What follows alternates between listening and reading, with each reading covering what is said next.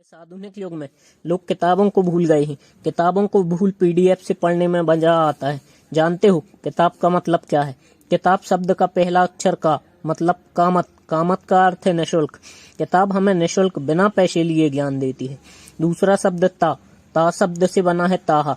ताहा मतलब शुद्ध। दुनिया में किताब से शुद्ध ज्ञान कोई नहीं दे सकता। तीसरा शब्द है बा। बा का अर्थ है विकास मतलब विकास। मतलब समझ लो, किताब दुनिया की एक ऐसी चीज है, ऐसी गुरु है जो बिना शुल्क लिए, बिना दक्षिणा लिए, जब तक चाहो तब तक ज्ञान दे सकती है।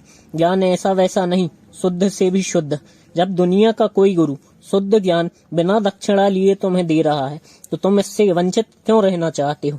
इसे ले लो, इग्नोर मत करो, क्योंकि इसे पाकर तुम अपना विकास तो करोगे ही, और हाँ, हो सकता है इससे तुम्हें जो ज्ञान प्राप्त हुआ हो उससे तुम दुनिया का विकास कर सको। अब दुनिया की हर समस्या से तुमको निकालने की ताकत रखती है।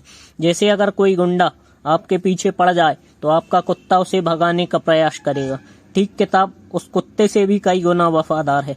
ठीक उसी तरह जब हमारी असल जिंदगी में कोई बड़ी प्रॉब्लम आती है तो किताबों को पढ़कर ही हम उससे बाहर निकल सकते हैं। जानना चाहोगे किताब काली और सफेद क्यों होती है? जब एक माँ अपने बच्चे को जन्म देती है तो वह अपनी सारी सुंदरता खो देती है। उसी के समान किताब है जो तुम्हें ज्ञान दे रही है। लोग अक्सर कहते हैं कि किताब पढ़ने का मन नहीं होता। जानते हो अब्राहम लिंकन को, जो अमेरिका के राष्ट्रपति थे, उनके पास किताब खरीदने तक के पैसे नहीं थे। वे पड़ोसियों की किताब मंगाकर अपना काम चलाते थे। उनने एक किताब पढ़ी जिसमें लिखा हुआ था कि अगर तुम कोई काम दृढ़ शक्ति से करना चाहो वो हो सकता है।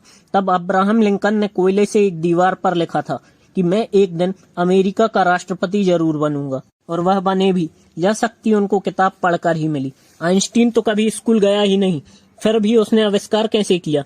उसने आविष्कार किताबों से अर्जित ज्ञान से किया। एक और दुनिया का सबसे बड़ा उदाहरण डॉक्टर भीमराव अंबेडकर, बाबा साहेब। उनको तो स्कूल के क्लास में घुसने तक नहीं दिया जाता था, फिर भी उन्होंने भारत के संविधान को लिखा।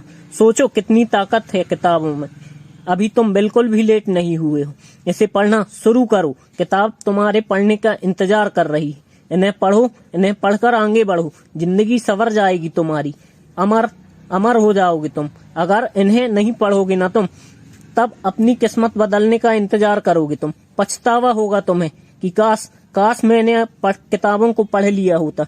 ये किताब ब्लैक एंड व्हाइट जरूर है, पर जब तुम इन्हें मन लगाकर पढ़ोगे, यह तुम्हारी जिंदगी में रंग भर देंगी।